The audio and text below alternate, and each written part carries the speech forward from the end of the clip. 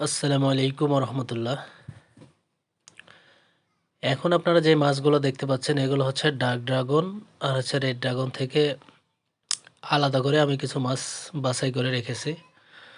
তো এগুলো কেন বাছাই করে রেখেছি সেটা আমি আপনাদেরকে বলবো।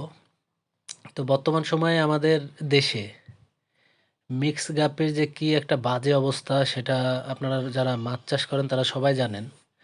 কিছু কিছু খামারি 3 টাকা 4 টাকা পিস এরকম করেও মিক্স গাপ্পি কিন্তু বিক্রি করছে। তো বুঝতেই পারছেন বাজারটা কীরকম। আর মানে দিন দিনে যে পরিমাণে উদ্যোক্তা বা খামারে বাড়ছে, তো সে অনুযায়ী কিন্তু উৎপাদনও হচ্ছে খুব বেশি। তো ২টা গাপ্পির বাজার একেবারেই ডাউন হয়ে গেছে বলা যায়। একটা হচ্ছে মিক্স গাপ্পি আর আরেকটা হচ্ছে আরটিপি। তো এই মাছগুলো দেখানোর একটা উদ্দেশ্য হচ্ছে, যেহেতু নরমাল মিক্স গাপ্পির বাজার নষ্টের পথে, তো আমি যেহেতু মিক্স গাপ্পি করি, এগুলো সবগুলোই ড্রাগন। এগুলোর ব্লাড লাইনও কিন্তু ড্রাগন, পিওর ব্লাড লাইনের ড্রাগন মাছ।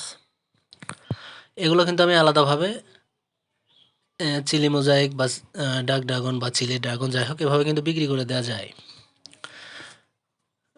আমি চিন্তা ভাবনা করেছি এই মাছগুলো দিয়ে মিক্স গাপ্পি তৈরি করব, মানে এই ড্রাগনের ব্লাড লাইন দিয়ে মিক্স গাপ্পি তৈরি করব, যেগুলো ড্রাগনের মিক্স হবে। হ্যাঁ, তো আশা করা যায় ইনশাল্লাহ যে এগুলো থেকে সেম কোয়ালিটির মাছ বের হবে।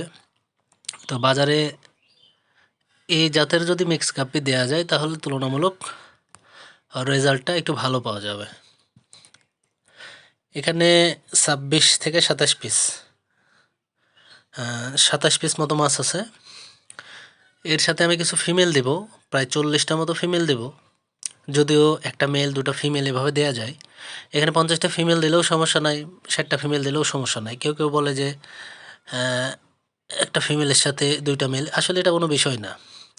দেখেন এখানে সব কিছু একসাথে দেওয়া হয়ে গেছে। এখানে ৪০টা ফিমেল আছে আর ২৭টা হচ্ছে মেল আছে।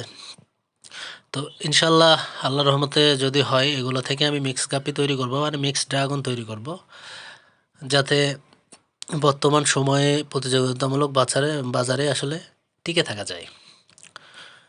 সবসময় চেষ্টা করতে হবে ভালো কিছু বা ভালো মাছ তৈরি করা, যাতে যেগুলোর চাহিদা সম্পন্ন হয়, দেখতে সুন্দর হয়, কোয়ালিটি ভালো হয়, তাহলে বাজারে কিন্তু টিকে থাকা যাবে। আর খুব নরমাল জাতের মিক্স গাপ্পি দিয়ে কিন্তু বাজারে টিকে থাকা যাবে না। আর হচ্ছে উৎপাদন করে উৎপাদন ব্যয় তোলা যাবে না, যে পরিমাণে কষ্ট করতে হয়। তো অবশ্যই আপনারা চেষ্টা করবেন যারা যারা মিক্স গাপ্পি করতে চান একটু ভালো কোয়ালিটির মাছ দিয়ে মিক্স গাপ্পি করার।